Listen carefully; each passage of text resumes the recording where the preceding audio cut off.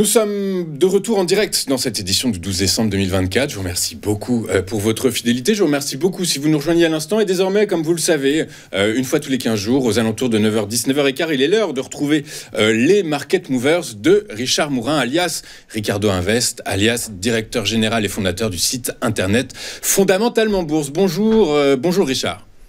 Bonjour Louis-Antoine. Merci beaucoup Richard d'être avec nous ce matin. Je vous remercie d'être avec nous. On va avec vous faire le point sur l'ensemble quasiment des recommandations que vous nous avez faites tout au long de l'année 2024, le top et les flops. Et concrètement, on va voir si vos conseils avisés, si votre grille de lecture et votre analyse tapent régulièrement dans le mille. Sans rien dévoiler, j'ai l'impression que oui. On commence avec le titre de Ferrari. Oui, alors Ferrari, ça a été une conviction, une très grosse conviction sur l'année 2024. Ça a été la première émission qu'on avait fait ensemble, Ferrari. Et Ferrari, écoutez, tout simplement, son graphique va parler par lui-même. Il a progressé toute l'année. On a à peu près là l'évolution de l'année dans le graphique.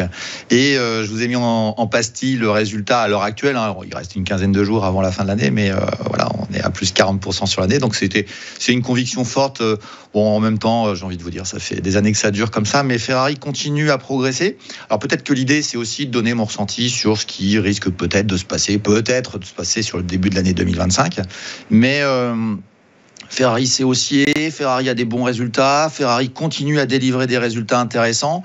Mais je trouve qu'on commence, la dernière fois qu'on en avait parlé sur votre plateau, j'étais très positif, toujours aussi positif, c'est pas je le suis plus, mais il est peut-être intéressant de constater que le graphique exprime une sorte de latéralisation, avec un point d'entrée dont on avait parlé, 400 €, c'était intéressant, mais on voit que ça a du mal à accélérer.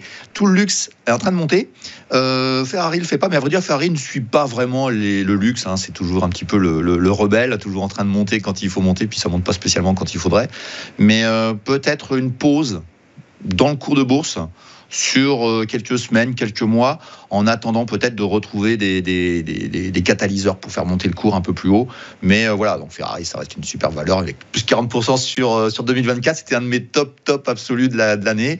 Bon voilà, ça a délivré, c'est très sympa. Bon voilà, on est valorisé maintenant. On va attendre qu'il y ait des nouveaux indicateurs.